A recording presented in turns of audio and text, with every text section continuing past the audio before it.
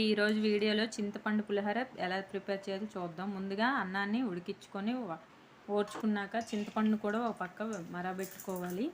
పోపుకి అన్నీ సిద్ధం చేసుకొని పల్లీలు, శనగపప్పు, అల్లం ముక్కలు, పచ్చిమిర్చి, పోపులు వేసి ఫ్రై చేసుకోవాలి. కొద్దిగా వేగినాక జీలకర్ర, ఎండుమిర్చి, కరివేపాకు కొద్దిగా లాస్ట్లో వేయాలి, ఎందుకంటే అవి మాడితే బాగోవు.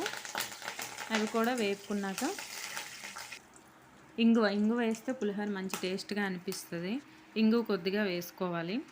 ఇంగువ వేసుకున్నాక మనం వాచ్ పెట్టుకున్న అన్నాన్ని వేసుకొని ముందుగా అన్నం వేసుకొని తర్వాతనే పులుపు వేసుకోవాలి. అప్పుడు ఆయిల్గా తిన్నట్టు టేస్ట్గా అనిపిస్తుంది. ముందుగా చింతపండు వేస్తే ఆయిల్ అన్నది కనిపించదు, అన్నం మొత్తం పీల్చేస్తుంది. అంతే, పులిహోర రెడీ అయిపోయింది. Thank you.